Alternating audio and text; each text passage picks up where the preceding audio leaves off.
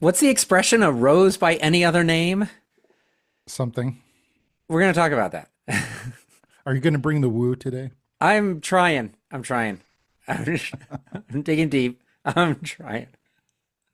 I'm Phil Royle. I am trying to be as energetic as possible while the world is beating me down. I don't know. I listen to another episode and I'll tell you more about myself at the very beginning. Otherwise, go to thewalkout.com/store and you Buy some can merch. buy merch to support us in our blog and our podcast. And before we go any further, let me say youtube.com. I nearly got the URL wrong again. youtube.com/at the walk car. Instead of listening to us, watch us, I guess. I don't know. Either or. I guess either or, but whatever. I mean, you've got the option to take a sneak peek at how bad we look. Ed Sanchez, day job, automotive electronics analyst, automotive content creation specialist for the past 10 plus years. God, how old are you? Back in my day, I remember the EV1 when it first came out. That's how old I am. Yeah, that's really long time ago. And it seems like yesterday. Yeah, yesterday, like when I had a Mark for Volkswagen GTI. You Some remember that? I do remember that. I there was some Facebook post, I don't know, somebody said that they're old enough to think that the 80s was just 10 years ago. Something like that. Sometimes I feel that way, but All right, one of my biggest complaints about EVs are the stupid names that they give them. Companies give them really dumb names. And I think I've been saying since as long as we've been doing this podcast, which is 224 episodes, when are they just going to make them normal? Don't make them look goofy. Don't give them goofy names. Just pretend, hear me out.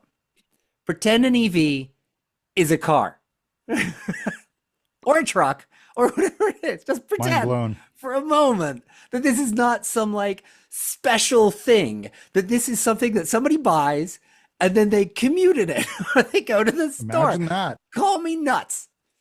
But I've been singing this song for a while, and I guess somebody at Volkswagen must agree because apparently they're now on a their own crusade to rename their vehicles to something normal. Yeah. So evidently the ID prefix is going to get dropped. Do you remember what So that stood for? supposedly intelligent design. That's what I heard. Whatever that means. It wasn't intelligent naming. Because So also the mhm, ID dot buzz, mhm, like it, I believe, maybe I'm completely wrong. ID dot space buzz, ID dot no space two. There was mhm. no there's Rhyme no or reason. consistency, there's no rhyme or Yeah. reason, there's no nothing with any of this. And why Yeah. was the buzz called the buzz when it obviously was the Vanagon again? Like, Yeah. No. So is the ID Buzz going to just be the Buzz now? The Volkswagen Buzz?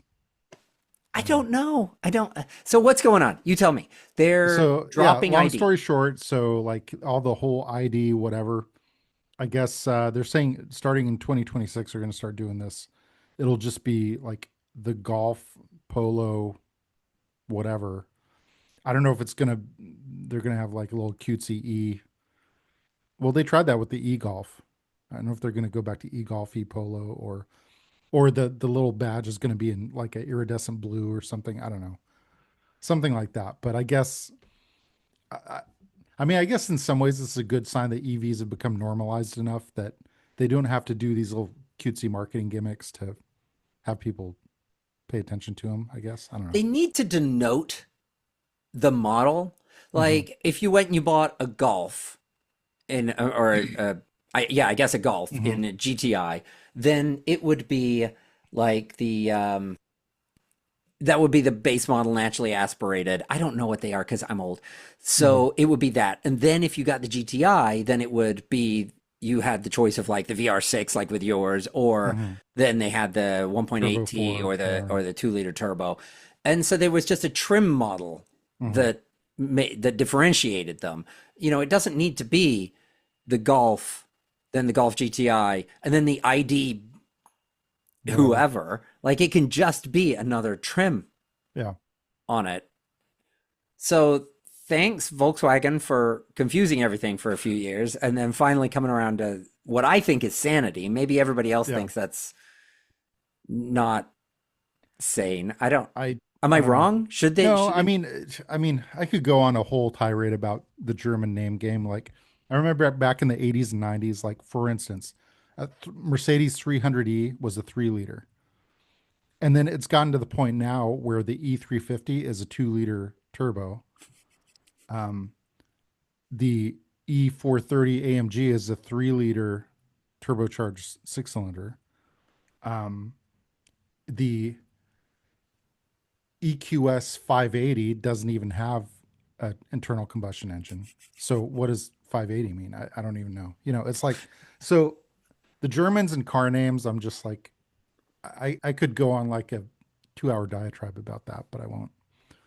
Well, But hopefully Cadillac will use this as inspiration to get rid of their ick oh well, I mean, besides from their that, lineup. the internal combustion Cadillacs now have a nonsensical numerical.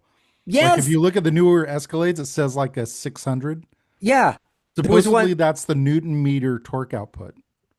Yeah, Who the would one know that? I didn't because I had to ask you for the Yeah, I person guess that has some one. Bubba says, "Hey, my Escalade has 600 horsepower." Says so right there. You know, it's like I don't know. Anyway, moving on. So getting back to what is all sane and right with the world. So I am a previous GTI owner. Candidly, mixed experiences. Reliability not great. Was fun to drive, and I had the VR6, so that was a very had a very unique exhaust note, very unique sound, which I liked. Um, but the GTI, since its inception in the mid to late 70s, has always been front wheel drive. And supposedly, according to Volkswagen, will remain front wheel drive going into the future. So traditionally, rear wheel drive has been the preferred kind of configuration for enthusiasts. And the ID3, interestingly, was rear wheel drive. That's kind of their. I mean, we're getting back to the first item, but it was slightly bigger than a Golf, but smaller than the ID4. So it was kind of this in betweener, which I guess are going to drop if they haven't already. I can't remember if it's out of production or not, um, but yeah, going forward, I guess the future GTIs, EV or ICE, are going to be front wheel drive. So, wondering if you have any strong feelings one way or the other with that. They did have an all-wheel drive version Yeah, of the the Golf R. ICE, yeah, and I drove that, and that was fun. Hmm. That was That's also like 50 grand, I think. yeah, it Well, was so is a GR Corolla though. So, yeah, it they're was a not quite great that much, it but was a yeah. great little car. I I'm kind of a performance person, but at Hmm. the same time, I think there is a need for front-wheel drive, both from a Practicality. practicality standpoint, because you can move things to the front, you can have larger trunks, things like that. Like I think minivans Hmm. make it front wheel drive, and then you can Yeah. have a deeper trunk and move more of the components forward and what have you. But I think also driving in the snow, driving in the rain, I think for the majority of Hmm. people, front wheel drive is going to be a safer option than handing somebody 600 horsepower rear wheel drive vehicle. And Hmm. then you're just relying anyway on the traction control and stability control to Hmm. stop you from wrecking the car. So I think there's a lot to be said for front wheel drive. I've raced front wheel drive cars. They're fun to race. Hmm. There's nothing wrong with them. Yeah. And, why not keep it front wheel drive? Keep it to Yeah. its roots, you know? I would say my feeling on it is I've predominantly owned front wheel drive cars until I got my Model 3. It's actually the first rear wheel drive car I've ever owned. And we've never gone drifting that thing. What's wrong with us? Well, supposedly you have to go into this like top secret, unlock mode to, but I'll send you this video guy that kind of went into the service menu, I guess, and you can completely disable any kind of traction or stability control.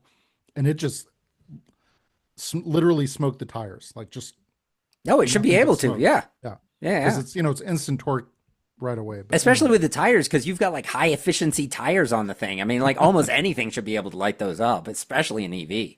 yeah. So, yeah, but, yeah, the thing is the whole hot hatch. I mean, the GTI arguably invented the genre, and most of them, with the exception of like the Golf R, the Focus RS, some other kind of specialized variants, most of them have been front wheel drive. So my feeling is, as long as they can maintain the character, I know EVs are going to be slightly heavier, but relatively lightweight, relatively well balanced, torquey, fun to drive. I'm totally fine with it. So Yeah. I think so far, I like the trend of Volkswagen in this last week or so with these decisions. finding Norm, rationality. Yeah. yeah, normal names and make cars a drive type that makes sense and keep with tradition to a certain point. Yeah. That's good. Yeah. So hopefully, yeah, we'll see come next year. Oh, is that all? Is that coming out I next don't know. year? Do you have, well, they said 2026 is when they're going to start rolling out this name Oh, change strategy. well, with the GTI EV, I don't know. I don't know yeah, exactly when that's coming out, but huh, I'd assume soonish. yeah. But Hmm. Well, there you go. This next item, I was like, why are we going to talk about this? But you had a good argument. So it's one of the best there you selling go. cars in the US. So, That is electrified well, it is as now. well. Yeah. Well, Now only now electrified. only electrified. Yeah. So the RAV4, I Hmm. guess they're just dumping the Not non-electrified hybrid. versions Yeah. starting in 2026. And I'm sure you're going to have more details on whatever, but are Hmm. they to jump forward? I have a friend that bought a RAV4 and Hmm. I said, oh, you should buy the plug-in. And they're impossible to get. Hmm. So she just got the hybrid, which Hmm. super happy with. Hmm. Great vehicle. Are they going to increase the number of plugins that they do for these? Because it seems like Good question. that's the one to get is the plug-in versus the hybrid, They're going to have, and they were they're hard going to to, get. yeah, they're going to have more variations of the plug-in. It used to be the plug-in. It was previously called the Prime, the Yeah, RAV4 Prime, before they dropped that. Talking about name games, um, that I believe, I think maybe you could get in like two different trims, but I guess with the plug-in, they're going to offer, I think, at least three. I think across the lineup, there are going to be seven different trim levels between hybrids and plugins. And interestingly, so what's interesting is the 2026 BZ, not the BZ4X, is getting the NACS port, but this is getting CCS1. Interestingly, really? yeah.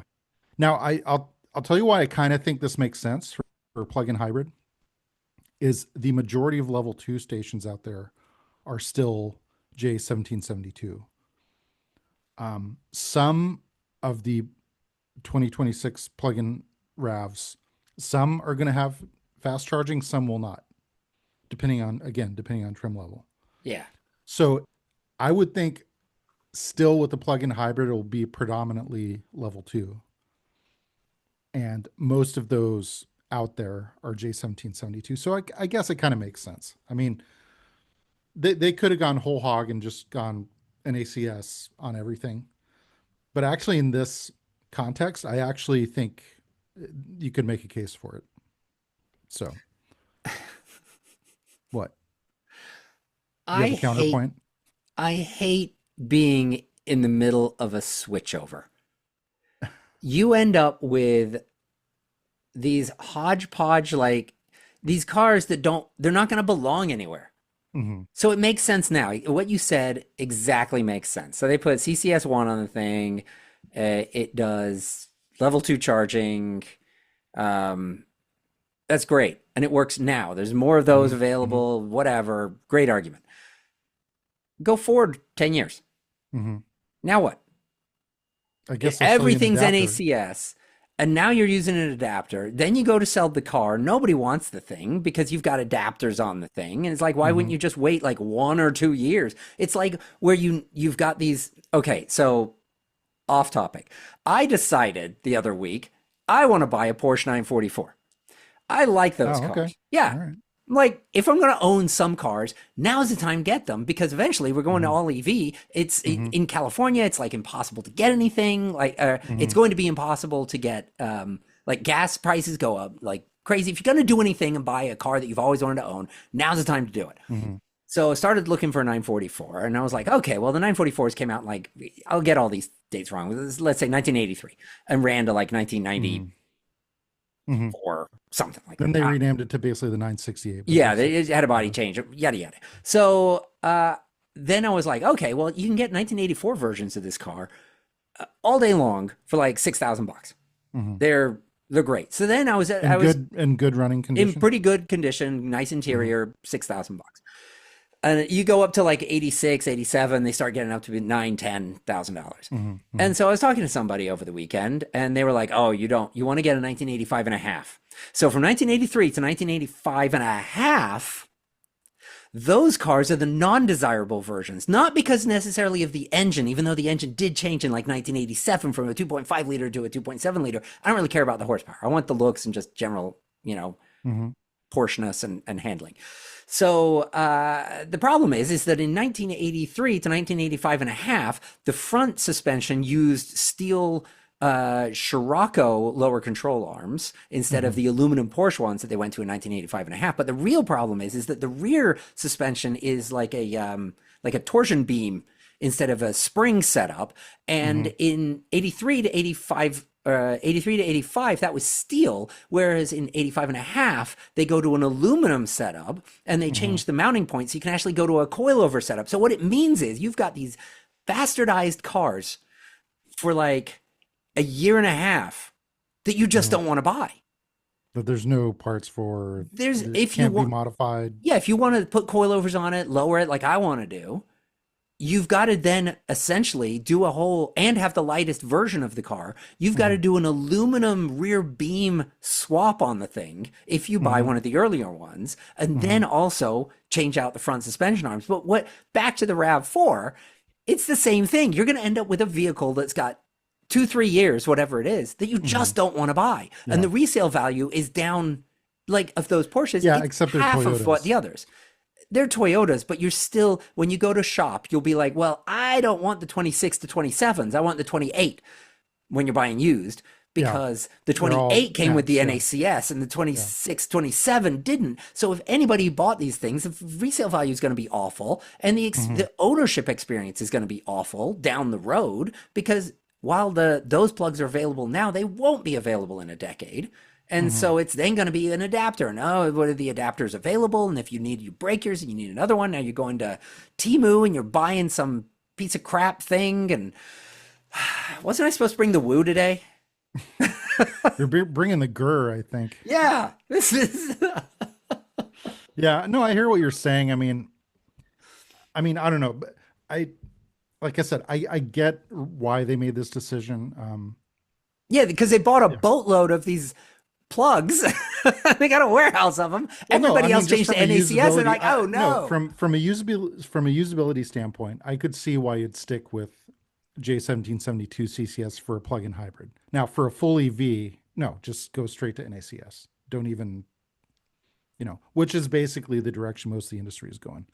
But for plug-in hybrids, yeah, they were probably like, should we, shouldn't we? And I think their rationale is defensible. So anyway, moving on. The what used to be the Prime or the plug-in hybrid model now has 320 horsepower. So that's pretty healthy for the class. Um, they've bumped up the towing capacity of 3,500 pounds on most of the models now. Now the original, like the last, actually it would be two generations ago at this point. They used to have a V6 model. I don't know if you remember that, the V6 RAV4. Yeah, I might remember it. Yeah, Sure. so it's It's not basically, really, the RAV4 isn't something well, I paid much attention to, gotta admit. they're only everywhere. I don't know. It was basically the Highlander engine in the RAV, just to for context. So it was shoving, you know whatever analogy you want to use, but they put the big engine in their small car. Um, those had a 3,500 pound towing capacity, and then I think it was 2013 they went to the newer, kind of the newer body style from that. They went all four cylinder only, and they dropped the towing capacity back down to 1,500. So yeah, I know how useful that is. So I think 3,500 is a good towing capacity for you know a compact midsize crossover. That's a healthy number. That's I think is practical. For like a utility trailer, even like a small compact camper. Um, I you know, actually went camping with someone, with the person that I know uh-huh. that's got a RAV4 hybrid, and was looking up because she was looking at, Hmm. what could she get, what could she tow, because she wanted to get a trailer hitch Hmm. that would attach to Hmm. put bicycles on the thing. And so I looked up I was like, oh, you need to get a class 3, I think it was. I don't remember the Hmm. bigger ones, Hmm. and then you're set for anything, and then you could tow like a teardrop, whatever. And I looked it Hmm. up, and it was like 1,500 pound tow Hmm. capacity. And I was like, it doesn't even matter what you get. Like you can't tow anything with Yeah, 1,500. There's like just a bike literally rack. nothing. You could yeah, you buy so you get the thicker one because Yeah, otherwise the bike rack will be bouncing around. Those look awful, and then eventually you're gonna get stress cracks and whatnot. yeah, But yeah, no, 1,500 pounds is ridiculous. 3,500 is the minimum for usability. And yeah, even that I think is yeah. when I had my Jeep, I needed something that could tow 5,000. If you want to be able to tow Oh, anything oh yeah. No, no, I'm not like saying if you're really seriously going to tow, to me, the bottom line threshold for me is 5,000. yeah. But 3,500, you could at least do some stuff with it. Yeah, you So could anyway, load it up to 100% and no pricing yet. They're expecting it'll start in like low mid 30s up to like 50K for loaded plug-in for a RAV. No, I know you're like what, but yeah, that's the world we're living in. a $50,000 RAV4. Well, they're 50,000 plus minivans, so I mean, the It, ID Buzz is what, 72, 73 the grand world now. has So, passed me by. I just want to lay down. I'll just lay here. This is where I want to stay. Like I'm bring nothing new to me anymore. It's ridiculous. nothing newer than a 1985 and a half 944. Yes. Well, Anyway, then you go down the whole road of, well, if you're going to get an 85 or 85 and a half or an 86, well, in 1988, then the engine changed and all of a sudden you're oh, up to now they like got the twin cam 170 model. horse. When did the Yeah. twin cam come out? I I don't remember if that was 86 or 88, but then yes, Yeah. then you get to that, and then eventually you get into the 90s, and then it was like 230 horsepower, and I'm like, Yeah. oh man, that would be really nice versus the 150. Yeah. So I think long story short is I'm not getting a 944 anytime soon because I can't afford those. All right, what else I can't afford would be anything Doesn't have a tax credit. that doesn't have a tax credit, and pretty soon that might be everything. Yeah. So yeah, Trump's big beautiful bill. Um they're going after the EV tax credits. Every time you do that, we get messages, emails, whatever about keep the politics out of this. But I'm going to do whatever I want. Okay. Um yeah, so it's again, I don't think this is a big surprise. I think we saw this coming.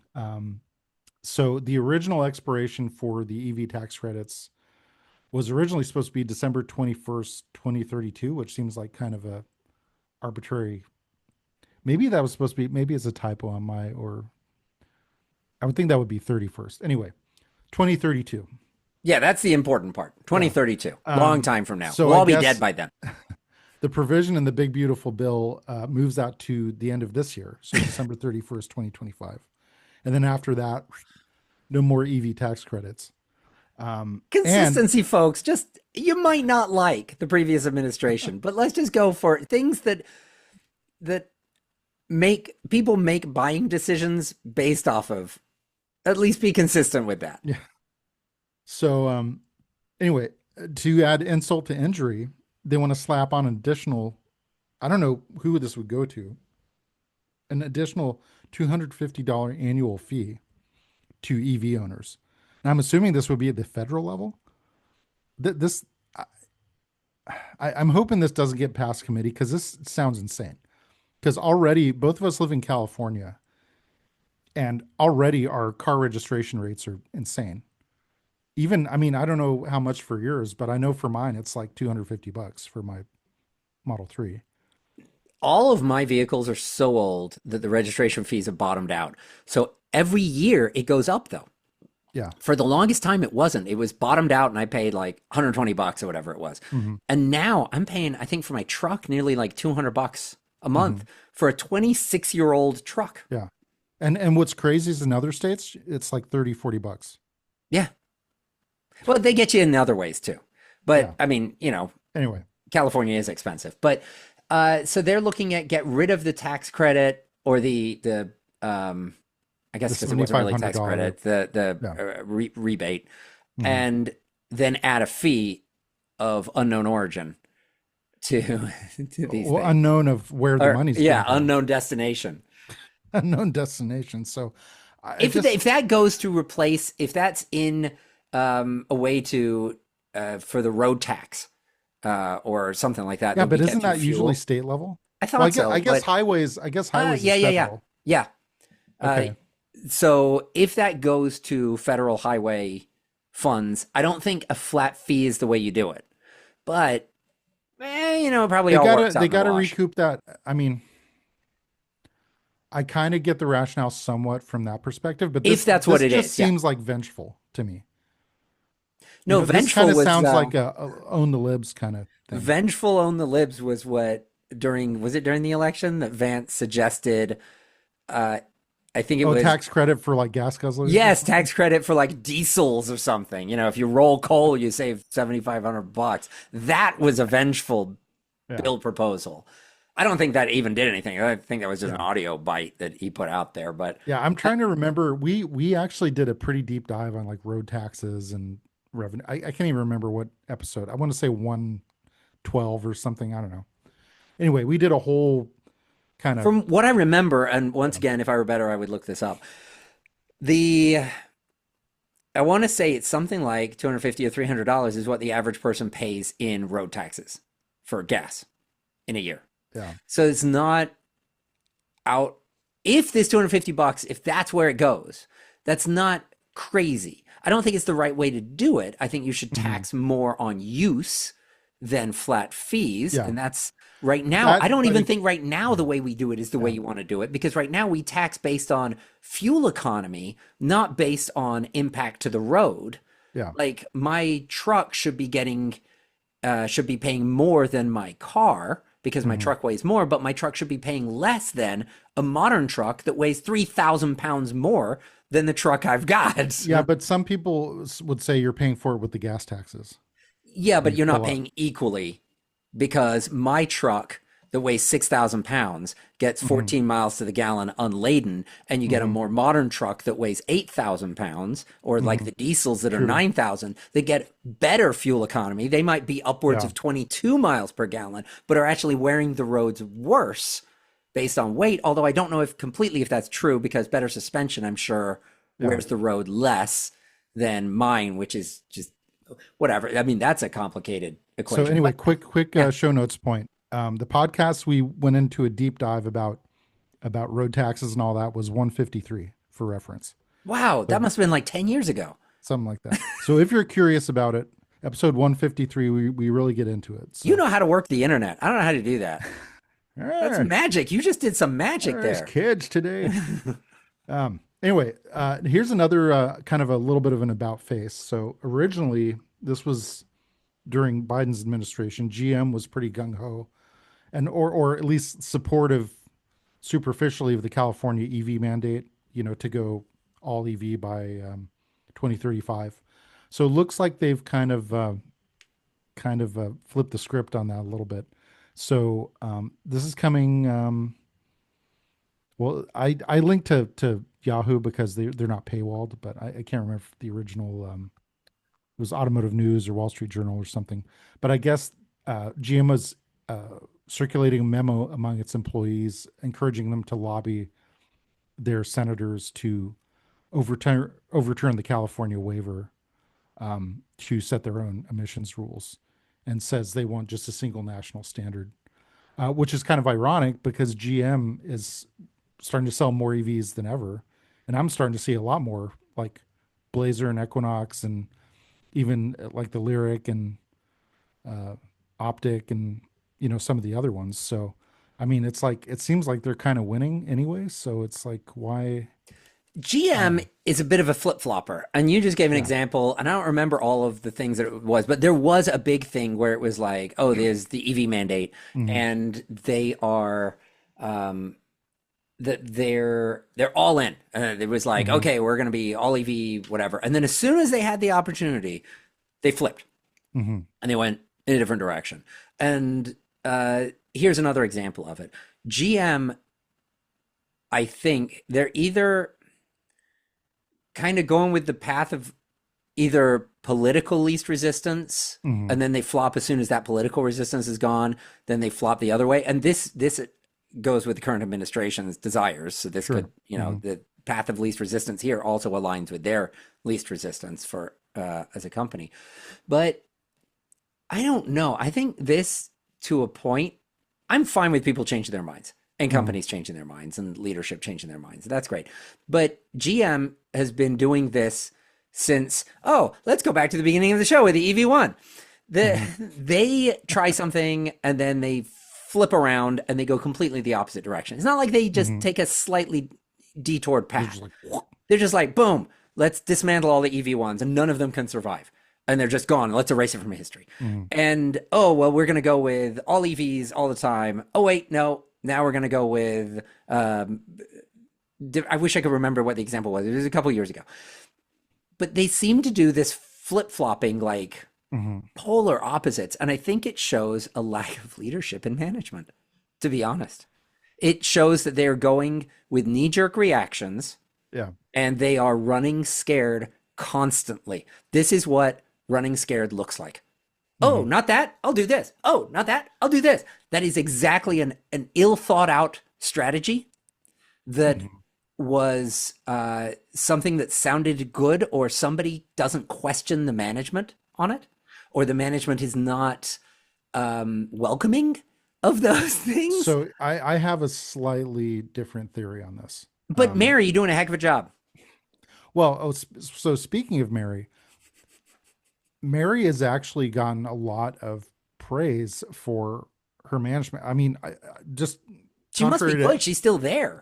to contrary to everything you just said, but Mary my Barra had the she's CEO of GM, CEO yeah, of GM. Yeah. the impression I get of Mary Barra is she's still, and this is a whole other episode that we could discuss, but it seems like she's very focused on like the quarter to quarter performance and results. That's what this smells of. Yes. So I think the reason they're kind of flip flopping on this is they're trying to make the quarter by quarter story look good, but strategically, longer term, I agree they need to have more consistency. Um, but this doesn't make a whole lot of sense because it seems like a few years ago, I think their bluster was kind of getting ahead of their performance and what they were actually doing, where they were like rah rah EVs and like when they first came out with the Hummer EV and they sold I think like 60 for the quarter, and that's when the whole you're winning, you're doing a heck of a job, Mary, Yeah. and so it sold a grand total of 60 EVs or something. I don't know. So there was a little disconnect between the rhetoric and the actual performance, whereas now it's again it's kind of flipped where they're selling quite a few EVs. We're talking about the Blazer, Equinox, so forth. But then they're like, oh, well, da, da, da, California shouldn't have their own standards. We just need a single national standard. It's like, I don't know if I just keep my mouth shut about it. I just keep my nose to the ground. Just keep on keeping on. It seems like they're putting out some solid products now. Just keep doing what you're doing. Yes, maybe offer some, plug-in hybrids, some ICE models. Keep working on the EV stuff. You're making good progress and headway with that. Don't even. I don't think they should really even be getting into this if they are. But They should again, take Tesla is a leader in many ways, and one of them is a leader in showing that your leadership should not get into politics too deeply. yes. And I mean, I guess they're just following Tesla here. Well, I mean, And but not quite as. I mean, again, this was an internal memo. This isn't an like internal a memo press to its release. employees saying, "Hey, you guys, how about you help us out?" I, Yeah, still not a great look, but not yeah, quite it's as not, off-putting as what yeah, Musk was no, no, doing. no. It's very in the weeds and it will be missed by most. Yeah. And so that's why they're doing it though. Yeah. But just like you said, just stay out. Yeah. I Lobby mean, privately in Washington like well, no, everybody else well, I does. mean, again, not to get too distracted about this, but, and I've been critical of Toyota many times in past episodes and past blog posts and stuff. I actually think, from a strategic standpoint, Toyota is kind of got the right idea right now.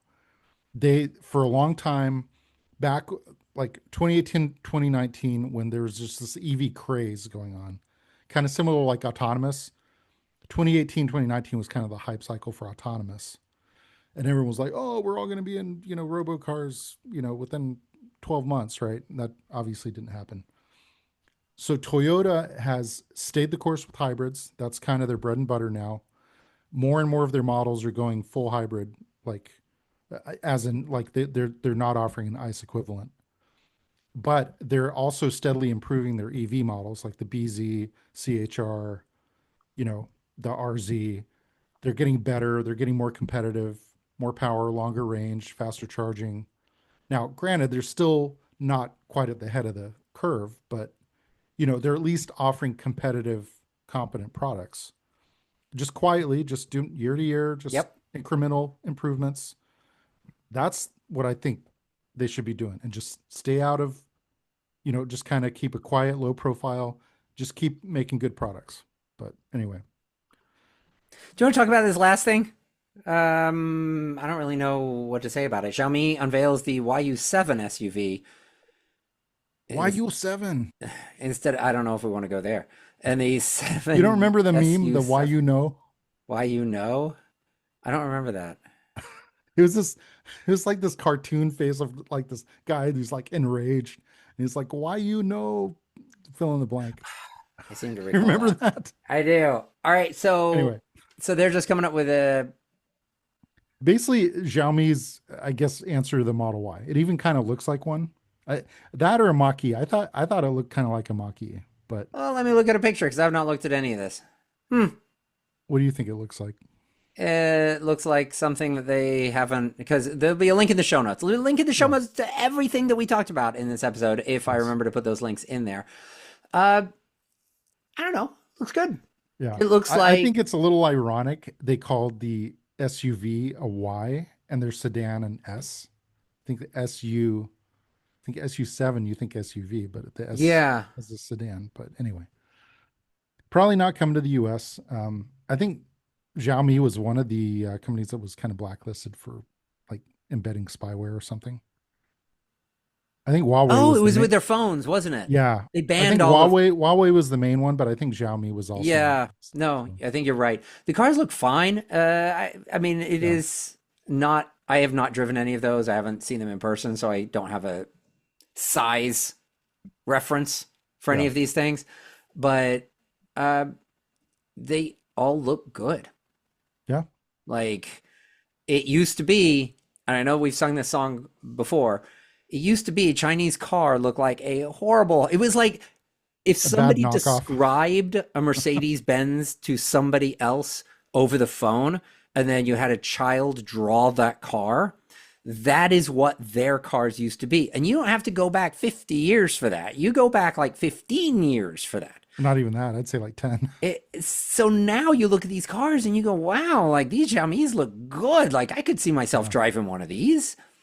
yeah. So I don't really even know. Oh, maybe it's a Except Mach-E. for the big Maybe it's beautiful a, tariffs. So yeah, but they can even get around that stuff. Well, yeah, they kind of have because now the tariffs are being knocked down from 140% to 30% or whatever. And who knows? China can just pay their money, they can fund this to Hmm. produce the vehicles at a cheaper rate.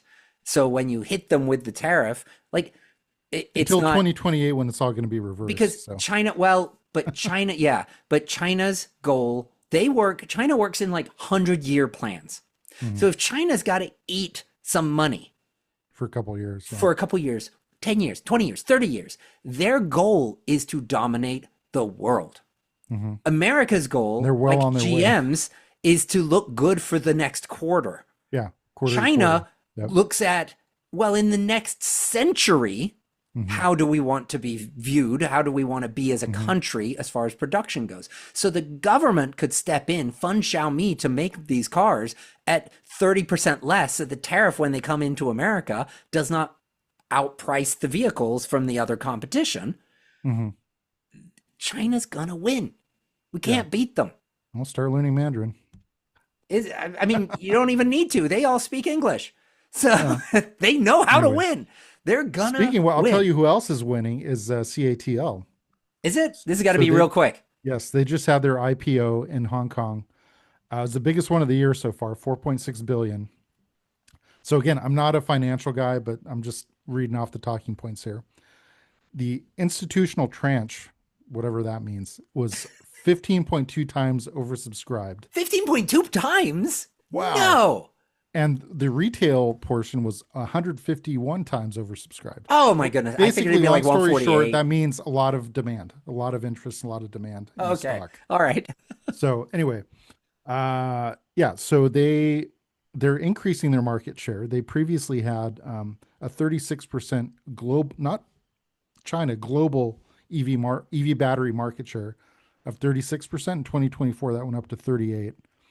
I'm sure when 2025 is over, it's going to be over 40. I'm sure. Anyway, so that's one to keep an eye on. Do Yeah, you want why to talk not? about Waffle House, or you want to wrap up? Nah, no, we got to go. Waffle House gets DC fast chargers courtesy of BP Pulse, which is British Petroleum, Yep. I'm assuming. And 400 kilowatt fast charging. This sounds great. Other than the downside is you got to go to a Waffle House. Ooh. Everything we talk about is in the show notes. Are you going to ask them to sponsor us now? Okay, we'll jump to that part. Walkart.com/advertise. Waffle House, get in touch with us. Send us And all we'll the say nice things waffles. about you. I'll say nice things about you. You know, I probably won't. That's like Oh, I've been in one Waffle House and it was like 7 a.m. in Florida and it was just filled with, I mean, this was a different era, but maybe it's still that way. Just chain smoking people sitting there smoking cigarettes and eating their waffles. And I walked in and was like, oh my God, like if okay. I I had don't know if anywhere we've else to discussed go. this though, but their logistics game is like world class. But Oh, we'll it could talk be. about that another episode. Well, they're getting into charging. This is okay. The walkart.com/store help support us. And do it do it soon because I've been getting emails. We do a lot of print, it's print on demand, Yeah. and there's a lot of complications going on right now with Supply change sourcing, supply chain. delays. Everything is, I believe, printed in America, but the product does not necessarily come from America. It comes from a variety of places and then is shipped in. And so their prices are all over the place. So right now, we may actually be losing money on shirts. I don't know because it changes, swings so much. And while all this is happening, I'm thinking about shutting down the store. So if you want to order something, order it now Act because soon. I don't want to pay for you to have a shirt. The idea is you help fund the podcast with these. So walker.com/store. What else do we While you can. have? What was that?